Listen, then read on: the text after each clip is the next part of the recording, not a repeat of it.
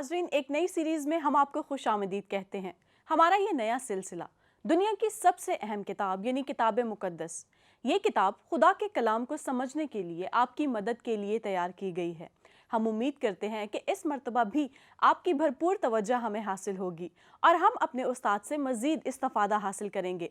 हमारे उस्ताद कलाम मुकद्दस, जो कि खुदा की तरफ से एक गुनहगार इंसान के लिए निजात है, इसके मरकजी मौजू की बहुत सी मुश्किल बातों को समझने में हमारी मदद करेंगे। तो चलिए मिलकर सीखते हैं आज के सबक को, जिसका उन्वान है बाइबल क्या है। मसीह खुदावन के मुबारक और जलाली नाम में आप सबको सलाम। मैं हूं आपका खादिम आसिफ नसीम और इस नए तालीमी सिलसिले में आप सबको खुशामदीद कहता हूं। सबसे पहले हम खुदाए बुज़ुर्ग व बरतर के शुक्रगुज़ार हैं कि उसने फिर से हमें तौफीक दी कि हम इस तालीमी सिलसिले का दोबारा आगाज़ करें। मारिया का हम शुक्रिया अदा करते हैं जिसने इस प्रोग्राम का खूबसूरत तारुफ हमें करवाया। आज हम एक नए तालीमी सिलसिले के आगाज़ को करने को हैं और ये ऐसे ही है जैसे पहले कई लोग आपस में मिले और उन्होंने एक सफ़र का आगाज़ किया और काफ़ी अरसा उन्होंने साथ गुजारा और उनकी आपस में वाक़फ़ियत हो गई। फिर एक नई जर्नी, एक नए सफ़र का दोबारा से आगाज़ है। तो हम इस सफ़र का आगाज़ करने को हैं और ये जो सफ़र है ये बाइबल मुक़द्दस से मुतल्लिक़ है, किताब मुक़द्दस से मुतल्लिक़ है और हम सीखेंगे कि बाइबल मुक़द्दस क्या है और इसमें जो 66 किताबें हैं इसमें से होकर हम गुज़रेंगे और जो बातें हम गौर करेंगे जिन बातों पर, उनमें सर फ़हरिस्त ये है कि किताब का मवाद क्या है, इसका मटीरियल क्या है। नंबर 2, इसके हर किताब के अंदर मुख्तसर बयान क्या है, उसका मरकज़ी ख़याल क्या है। और नंबर 3, किताब का मखसूस पैगाम क्या है। हर बुक, हर किताब बाइबल की अपने अंदर एक मखसूस पैगाम लिए हुए है, उसकी तरफ हम ध्यान करेंगे। और ये कोर्स बिलखसूस आम लोगों के लिए मुरतब किया गया है, कलीसिया के आम लोगों के लिए, चर्च के आम कारकुन के लिए ये कोर्स डिज़ाइन किया गया है। और यही लोग, जो आम लोग हैं, जो चर्च है, वही कलीसिया की ताकत है। और जैसे कि इफसस के ईमानदारों को पौलुस रसूल ने कहा, इफसियों का ख़त उसका 4 बाब और उसकी 12वीं आयत में, ताकि मुक़द्दस लोग कामिल बने और ख़िदमत गुजारी का काम किया जाए और मसीह का बदन तरक्की पाए। लिहाजा ख़िदमत गुजारी का काम यही मुक़द्दस लोग हैं जो अंजाम देंगे। तो मुक़द्दसीन के लिए, ईमानदारों के लिए ये कोर्स डिज़ाइन किया गया है और वही इस सारे कोर्स का तालीमी सिलसिले का हिस्सा रहेंगे। और यही वो लोग हैं जो घरों पर, आस पड़ोस, हमसायों के साथ, बाज़ारों में या अपने काम पर, ऑफिस में ये गवाही देते हैं और इनका इंटरेक्शन दूसरे लोगों के साथ, गैर कौमों के साथ और उन लोगों के साथ जिनके पास निजात का, मसीह का इरफान नहीं है, उसकी पहचान नहीं है, उन लोगों के साथ इनका ताल्लुक़, वास्ता, नाता पड़ता है। तो ये कोर्स हमने ऐसे ईमानदारों के लिए डिज़ाइन किया है। इस मुताले के दौरान जो चीज़ें हमें दरकार होंगी उसमें से सर फ़हरिस्त एक वर्कबुक है जिसमें से आपको गुज़रना पड़ेगा। ख़ास आयत हम एक लेंगे, हर प्रोग्राम के अंदर चंद सवालात होंगे। और ये जो बाइबल मुक़द्दस है ये एक ही कहानी है, पैदाइश से लेकर मुकाशफा की किताब तक एक ही कहानी है और उस कहानी पर हम गौर करेंगे जो कि खुदा के कफ़ारे के मुतल्लिक़ है। खुदा ने अपने बेटे मसीह यीशु में जो कफ़ारा बनी नो इंसान के लिए दिया, उसके मुतल्लिक़ ये एक ही कहानी है जो एक दूसरे के साथ हर किताब वाबस्ता है, उस पर हम गौर करेंगे। तो इसके लिए जो तालिब इल्म है, जो सीखने वाले हैं, उनकी हमें मुस्तकिल मिजाजी चाहिए, उनकी हमें मेहनत और मश्क चाहिए, उनकी ज़िम्मेदारी और वफ़ादारी का सबूत हमें चाहिए और साथ ही साथ कुछ औज़ारों की ज़रूरत भी हमें पड़ेगी। जैसे कोई किसान जब हल जोतता है, ज़मीन तैयार करता है, बीज बोता है, तो उसे चंद औज़ार चाहिए होते हैं ज़मीन को नरम करने के लिए, बीज बोने के लिए, हल चलाने के लिए। जैसे किसी मिस्त्री को इमारत बनाने के लिए औज़ार दरकार होते हैं, तभी वो कोई दीवार खड़ी कर पाता है। या जैसे कोई डॉक्टर अगर सर्जरी करे तो सर्जरी के मखसूस आलात दरकार हैं, तभी وہ اپنے مقصد میں کامیاب ہو سکتا ہے۔ اسی طرح آج ایک طالب علم کو اس کورس میں سے گزرتے ہوئے چند اوزاروں کی ضرورت پڑے گی، اور ان میں سر فہرست تو ہمارا جو ٹیکسٹ بک ہے، ہماری بائبل مقدس ہے، وہ ہونا لازمی ہے۔ نمبر 2، ہم مختلف تراجم جو ہے ان سے مدد لے سکیں گے۔ پھر اس کے بعد اس میں سب سے اہم مطالعاتی جو اشاعت ہماری بائبل ہے اس سے ہم مدد لے سکتے ہیں۔ حوالہ جات کو ڈھونڈنے اور تلاش کرنے کے لیے ہم کلید الکتاب کی مدد لے سکیں گے۔ ہینڈ بک ہے یا تفاسیر میں سے کوئی تفسیر، ہم اس سے مدد لے سکتے ہیں۔ اور پھر کاپی یا قلم، نوٹ بک جو ہے یہ سارے وہ اوزار ہیں جس کی طالب علم کو ضرورت رہے گی۔ اب خداوند کی شکر گزاری کرتے ہوئے جس طرح سے مسیح خداوند جی اٹھنے کے بعد اپنے شاگردوں سے ملتے رہے، کلام کرتے رہے، اور جوں وہ ان سے کلام کرتے تھے ان کا ذہن کھلتا گیا، وہ خدا کے کلام کو سمجھتے گئے، وہ نوشتوں کو سمجھنے لگے۔ میرا ایمان یہ ہے کہ جیسے جیسے ہم کلام کریں گے، جیسے جیسے ہم کلام کی باتوں کو شیئر کریں گے، اس بائبل میں سے ہم گزریں گے، ہم اس کلام کو، کتاب مقدس کو اور بہتر طور سے سمجھتے جائیں گے، اور خدا ہمارے ذہن کو کھولے گا۔ جو پہلا سوال ہمارے سامنے آتا ہے بائبل مقدس کے مطالعے سے متعلق، وہ یہ ہے کہ بائبل کیا ہے؟ لفظ بائبل پر جب ہم غور کرتے ہیں تو یہ لفظ ببلیہ سے نکلا ہے، جو یونانی زبان کا لفظ ہے، اور اس سے مراد کتابوں کا مجموعہ ہے، بہت ساری کتابیں ہیں، تو اس سے مراد کتابوں کا مجموعہ لیا جاتا ہے۔ تو ایک کتاب کی طرف اشارہ نہیں بلکہ بہت ساری کتابوں کی طرف ہے، اور یہ کتاب خدا سے متعلق ہے، جو اہم ترین بات ہے۔ ہم اسے بائبل مقدس کہتے ہیں، اور مقدس کا لفظی یا لغوی مطلب پاک ہے، اور خدا کی ذات پاک ذات ہے۔ تو ہم کتاب مقدس یعنی یہ کلام، یہ کتاب جو پاک ہے، جو خدا سے وابستہ ہے، جو خدا کا کلام ہے، جو خدا نے ہم انسانوں کو بخشا ہے، تو ہم خدا کا کلام سیکھنے کو ہیں، ہم یہ پاک کلام سیکھنے کو ہیں، یعنی کہ یہ کتاب خدا سے تعلق رکھتی ہے۔ لہٰذا ان تمام کتابوں میں ببلیہ یعنی بائبل مقدس میں خدا کا پیغام انسانوں کے لیے ہے۔ یہ کتاب جو خدا سے وابستہ ہے، اس کتاب میں خدا کا پیغام ہم انسانوں کے لیے دیا گیا ہے، اس لیے اسے خدا کی کتاب کہا جاتا ہے، پاک کتاب کہا جاتا ہے۔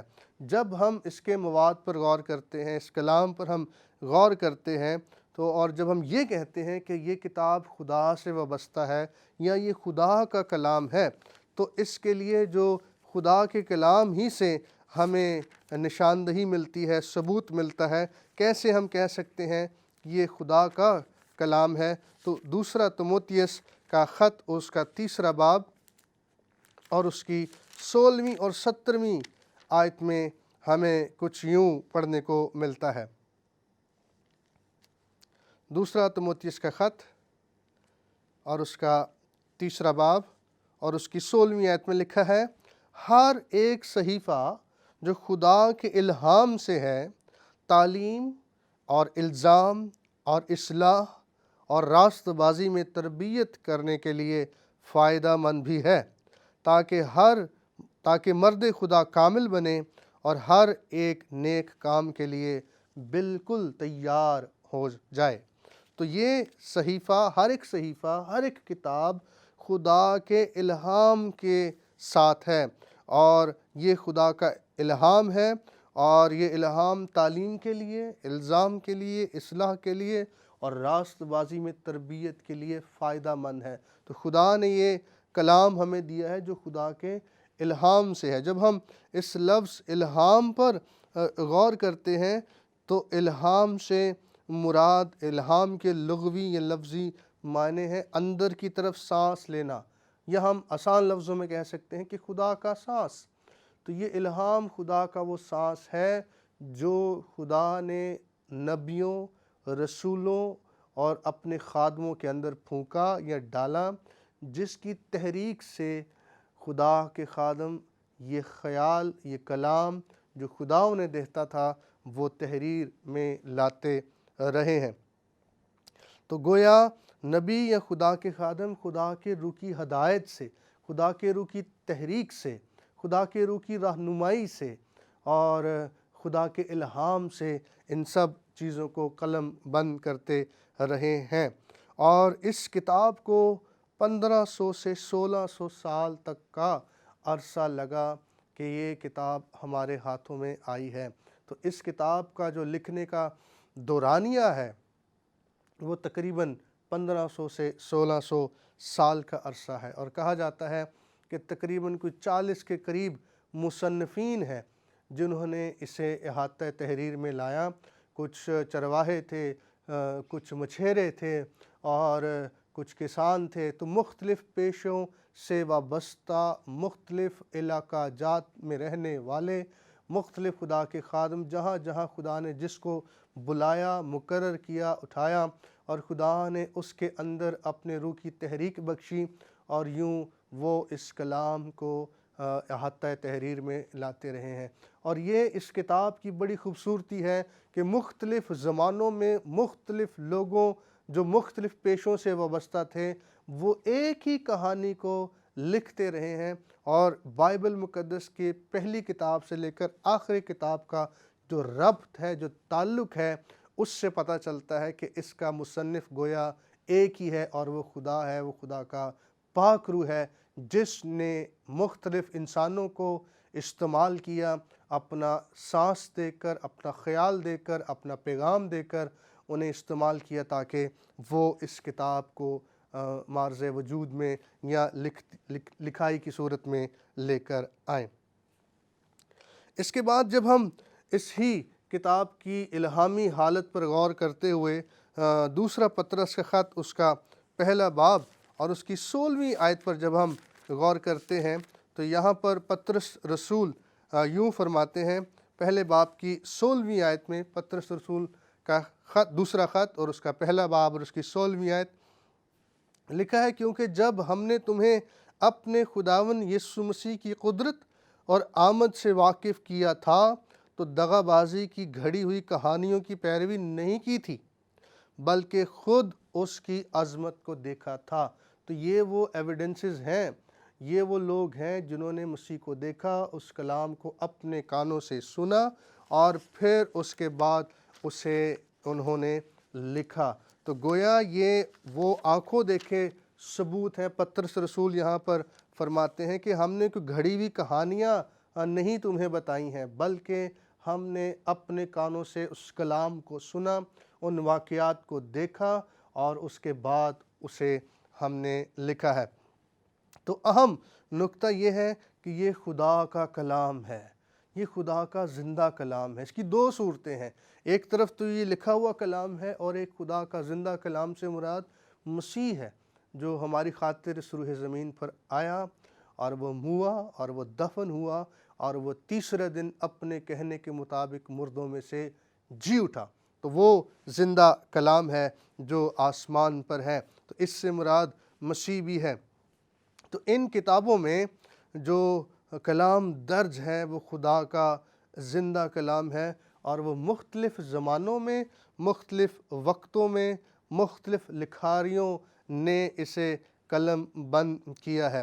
اور پھر یہ جو کلام ہے اس کی مختلف اقسام ہیں، مطلب اس میں مختلف درجہ بندی کی گئی ہے، اسے تقسیم کیا گیا ہے، اور اس کلام کے اندر مختلف ٹائپس ہیں، مختلف اقسام ہیں۔ مثلا سب سے پہلے تو یہ کتاب دو بڑے حصوں میں تقسیم کی جاتی ہے، اور وہ دو بڑے حصے کون سے ہیں؟ وہ دو بڑے حصے، پہلا حصہ عہد عتیق کہلاتا ہے، اولڈ ٹیسٹامنٹ کہلاتا ہے، جسے ہم پرانا عہد نامہ کہتے ہیں۔ پھر اس کا جو دوسرا حصہ ہے وہ ہے نیا عہد نامہ، عہد جدید یا نیو ٹیسٹامنٹ جسے ہم کہتے ہیں۔ تو مسیح کے زمانے سے پیشتر جو کتاب تھی، جو صحائف تھے، وہ عہد عتیق کہلاتا ہے، اور وہ عہد عتیق صحائف کی صورت میں، کتابوں کی صورت میں، اسکرولز کی صورت میں وہ موجود رہے ہیں اور وہ استعمال ہوتے رہے ہیں۔ اور اس کتاب کا عہد عتیق کا جو پیغام ہے، جو اہم اور بنیادی اور کلیدی پیغام ہے، وہ یہی ہے کہ مسیح آ رہا ہے۔ اس سارے عہد عتیق کا، جس میں انسان کی اور کائنات کی تخلیق کا بیان ہے، اور پھر اس کے بعد اس کے زوال کا پیغام ہے، اس کی جدائی کا تذکرہ ہے جو خدا اور انسان کے بیچ میں گناہ اور نافرمانی کے سبب سے ہو گئی۔ پھر اس کے بعد ایک امید کا پیغام ہے کہ خدا اس جدائی کی دیوار کو گرانے والا ہے، اور اس نے اس کے انتظام کے لیے اپنے بیٹے مسیح کو جو ہے وہ بھیجا ہے یا بھیجنے والا ہے۔ پھر جب ہم نئے عہد نامے میں داخل ہوتے ہیں، نئے عہد نامے میں، نیو ٹیسٹمنٹ میں یا عہد جدید میں، تو اس کا خلاصہ یہ ہے کہ مسیح آیا ہے۔ پرانے عہد نامے میں مسیح کی نوید ہے کہ مسیح آ رہا ہے، اور نئے عہد نامے کے پیغام کا خلاصہ یہ ہے کہ مسیح آیا ہے، جس کے ہم منتظر تھے وہ آ گیا ہے، اور وہ کنواری مریم کے بطن سے پیدا ہوا ہے۔ روح القدس کی قدرت سے اس نے تجسم اختیار کر لیا ہے، اس نے ہماری خاطر جسم لیا، اس روح زمین پر وہ آ گیا ہے تاکہ بنی نوع انسان کا کفارہ ہو۔ تو نئے عہد نامے کے پیغام کا خلاصہ یہ ہے کہ مسیح آ گیا ہے۔ تو جب ہم پرانے عہد نامے کی کتابوں کی تقسیم کی بات کرتے ہیں یا اقسام کی بات کرتے ہیں، جیسے میں نے آپ کو بتایا کہ اس کتاب کو دو بڑے حصوں میں تقسیم کیا گیا ہے، ایک پرانا عہد نامہ ہے اور ایک نیا عہد نامہ ہے۔ جب ہم پرانے عہد نامے کی کتابوں کی بات کرتے ہیں تو ان کے اندر جو پہلی 5 کتابیں ہیں انہیں شریعت کی کتابیں کہا جاتا ہے، انہیں توریت کہا جاتا ہے یا تورا کہا جاتا ہے۔ تو پہلی 5 کتابیں جو ہیں وہ شریعت کی کتابیں ہیں، جنہیں پینٹاٹوک بھی کہا جاتا ہے۔ تو یہ شریعت کی کتابیں جن کے اندر قوانین ہیں، اور پہلی کتاب کے اندر تو کائنات کی تخلیق اور سارا انتظام اور انسان کا زوال، یہ سب اس کے اندر ہمیں ملتا ہے۔ اس کے بعد خروج کی کتاب سے پھر خدا اپنے آئین، اپنے قوانین انسان کو دیتا ہے اور اسے بتاتا ہے کن باتوں پر تمہیں عمل کرنا ہے، تمہارا طرز زندگی کیا ہوگا، لائف سٹائل کیا ہوگا، تو کیا درست ہے یا کیا غلط ہے، وہ توریت ہمیں بتاتی ہے، وہ شریعت ہمیں بتاتی ہے۔ تو خدا نے اپنا لاء دیا، اپنا قانون انسان کو دیا، اس کو ایک زندگی گزارنے کا راستہ فراہم کیا۔ پھر اس کے بعد جب ہم آگے بڑھتے ہیں تو اگلی جو 10 کتابیں ہیں وہ تاریخ کی کتابیں ہیں، تواریخ کی کتابیں ہیں، جن کے اندر ہسٹری پائی جاتی ہے، بادشاہوں کی ہسٹری پائی جاتی ہے اور لوگوں کی ہسٹری پائی جاتی ہے۔ اور یہ تاریخ کی کتابیں ہمیں بتاتی ہیں کہ ان لوگوں نے جو اس زمانے میں ہو گزرے ہیں، انہوں نے اس توریت پر عمل کیا تو اس کے کیا فوائد تھے، اس کا کیا نتیجہ نکلا، اور جنہوں نے عمل نہیں کیا تو اس کا کیا نتیجہ نکلا، اور وہ ہمارے لیے جائے عبرت ہے۔ جنہوں نے عمل کیا وہ ہمارے لیے مشعل راہ ہے، لیکن جنہوں نے عمل نہیں کیا، خدا سے منحرف ہو گئے، وہ ہمارے لیے عبرت کا نشان ہے، وہ ہمارے لیے انتباہ ہے۔ تو جو تاریخ کی کتابیں ہیں وہ ان بادشاہوں کی اور ان لوگوں کی تاریخ قلم بند کرتی ہیں۔ پھر اس کے بعد جو تیسرا حصہ ہے وہ منظوم ہے، یہ نظم ہے، پوئٹری ہے۔ تو نظم کی جو کتابیں ہیں اس میں بھی خدا انسان کے قلب سے، اس کے دل سے ہم کلام ہوتا ہے، جس کے اندر خدا کی پرستش ہے، مزامیر ہے، حمد و ستائش ہے، جس کے اندر شاعری پائی جاتی ہے، جس کے اندر پرستش پائی جاتی ہے۔ مثلاً امثال کی کتاب ہے تو وہ بھی نظم کی کتاب ہے، اس کے اندر روز مرہ کی جو زندگی ہے، اس کے اندر جو معاملات ہیں، لین دین ہے، انسانوں کے ساتھ تعلقات ہیں ایک دوسرے کے ساتھ، اور حکمت کی باتیں ہیں، زندگی گزارنے کے اصول ہیں، وہ ہمیں امثال کی کتاب میں ملتے ہیں۔ اس کے بعد وائز کی کتاب، یہ بھی نظم کی کتاب ہے جو کہ سلیمان بادشاہ نے لکھی، جو اس وقت کا دنا ترین بادشاہ ہو گزرا ہے، جس کی بابت خدا کے کلام میں ہمیں ملتا ہے۔ نہ تو اس سے پہلے اور نہ اس کے بعد خدا نے کسی شخص کو اتنی حکمت اور دانائی عنایت فرمائی۔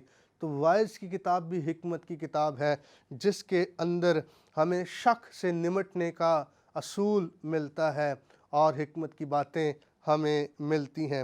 پھر اس کے ساتھ ایک اور نظم کی کتاب ہے جو غزل الغزلات کہلاتی ہے، جو کہ ایک غزل ہے جو ازدواجی زندگی کا احاطہ کرتی ہے، جس کے اندر سلیمان بادشاہ جو ہے وہ ازدواجی زندگی سے متعلق، اور اس کو ہم خدا اور اسرائیل کی ریلیشن میں بھی دیکھتے ہیں، بنی اسرائیل کے تعلق سے بھی ہم دیکھتے ہیں، اس کو ہم مسیح اور کلیسیا کے ساتھ بھی ہم دیکھتے ہیں، اور اس کا تعلق ہماری ازدواجی زندگی پر بھی ہے۔ کس طرح ایک شوہر جو ہے وہ اپنی بیوی سے پیار کرتا ہے اور کرنا اسے چاہیے، کس طرح خدا بنی اسرائیل سے محبت کرتا ہے، کس طرح مسیح اپنی کلیسیا سے محبت کرتا ہے، یہاں تک کہ اس نے اپنی جان کا نذرانہ کلیسیا کے لیے دے دیا اور وہ پھر اسے لینے کے لیے آنے والا ہے۔ تو غزل الغزلات ازدواجی زندگی کی بابت بیان کرتی ہے، اور پھر اس کے بعد آگے انبیاء کی کتاب آ جاتی ہے جسے صحائف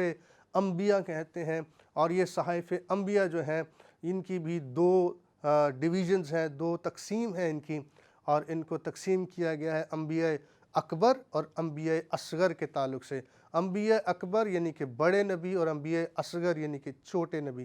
اب اس میں کسی کے بلاوے کی بنیاد پر اسے بڑا نبی یا چھوٹا نبی نہیں کہا گیا ہے۔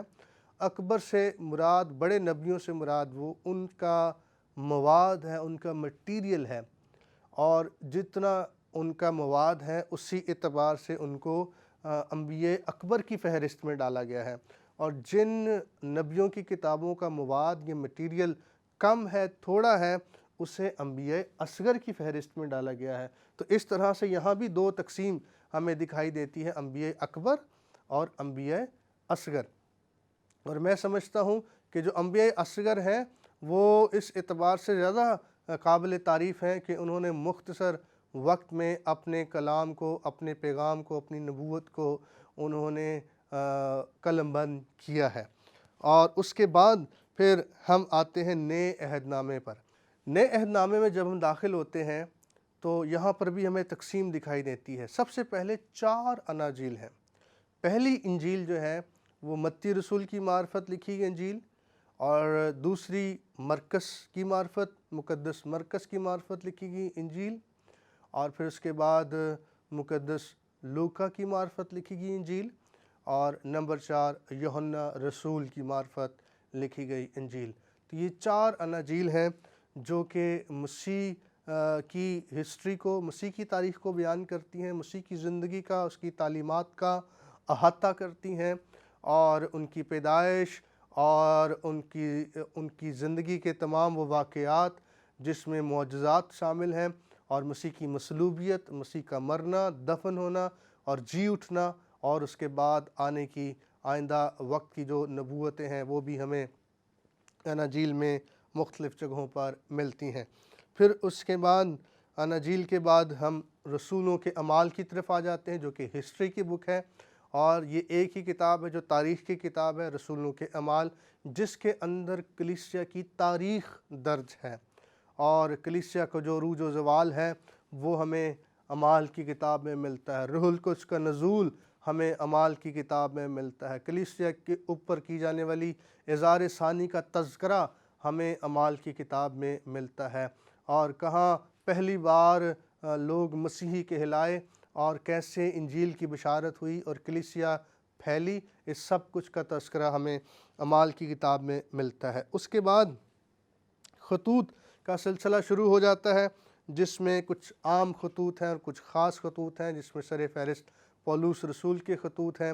کچھ خطوط ایسے ہیں جو شخصی ہیں، جیسے تیتس کا خط، تیموتھیوس کا خط، اور کچھ خطوط عوامی ہیں، یعنی چرچ کو لکھے گئے ہیں، کلیسیاؤں کو لکھے گئے ہیں۔ کچھ خطوط ایسے ہیں جو بے نام ہیں، یعنی کسی کو منسوب نہیں کیا گیا، سب کے لیے ہیں، کلیسیاؤں میں سب کو وہ دیے گئے۔ اور پھر اس کے بعد نبوت کی کتاب ہے جو کہ مکاشفہ کی کتاب ہے۔ تو مکاشفہ کے اندر ہمیں نبوت ملتی ہے جو کہ یوحنا عارف کا مکاشفہ ہے۔ یوحنا رسول ہی اس کا مصنف ہے، جو کہ یسوع مسیح کا مکاشفہ ہے جو یوحنا رسول کو ہوا، اور اس نے یہ آخری کتاب لکھی جس میں بہت ساری ایسی باتیں ہیں جو ابھی ہونا باقی ہیں۔ تو یہ آخری کتاب ہے جو مکاشفہ کی کتاب ہے، جو ہماری بائبل مقدس کی آخری کتاب ہے۔ لہٰذا جب ہم اس ساری کتاب میں سے گزریں گے تو پھر ہمیں اندازہ ہوگا کہ ہر کتاب کے اندر ایک مخصوص پیغام ہے اور وہ ہم سے کیا بات کرتی ہے، اور اس کے اندر ایک ہی کہانی ہے جو ہر کتاب آگے لے کر چلتی ہے۔ تو ہم آئندہ کے پروگرام میں مزید اس پر ہم گفتگو کریں گے، اور ہم چاہیں گے کہ آپ اپنے ساتھ اور لوگوں کو بھی شامل کریں، انوائٹ کریں، اور انہیں بتائیں کہ وہ اس پروگرام کا حصہ بنیں۔ اس وقت میں آپ سے اجازت چاہتا ہوں۔ خدا حافظ۔ ناظرین، میں امید کرتی ہوں کہ ہماری اس نئی سیریز کا پہلا پروگرام آپ کو ضرور پسند آیا ہوگا، اور یقیناً آپ نے برکت پائی ہے۔ اسی امید کے ساتھ کہ ہم دوبارہ آپ سے ملیں گے، تب تک کے لیے خدا حافظ۔ آج کے سوالات۔ سوال نمبر 1، بائبل مقدس میں کل کتنی کتب شامل ہیں اور انہیں کتنے لوگوں نے لکھا ہے؟ سوال نمبر 2، بائبل کی ترتیب عہد نامہ قدیم اور عہد نامہ جدید سے کیا مراد ہے؟ تفصیل کے ساتھ جواب دیں۔ سوال نمبر 3، حضرت پولس رسول نے پہلا کرنتھیوں اس کے 10 باب اور اس کی 11ویں آیت میں ہمیں کیا کلیہ فراہم کیا اور کیوں؟ سوال نمبر 4، حضرت پولس رسول دوسرا تیموتھیوس اس کے 3 باب اس کی 16ویں اور 17ویں آیت میں مرد کے کامل بننے کے لیے کیا ہدایت دیتے ہیں؟ الہام کے لغوی معنی کیا ہیں؟ پروگرام کو دوبارہ دیکھ کر جواب دیں، اور پھر حضرت پطرس کے الہام کے تصور کی تعریف بیان کیجیے۔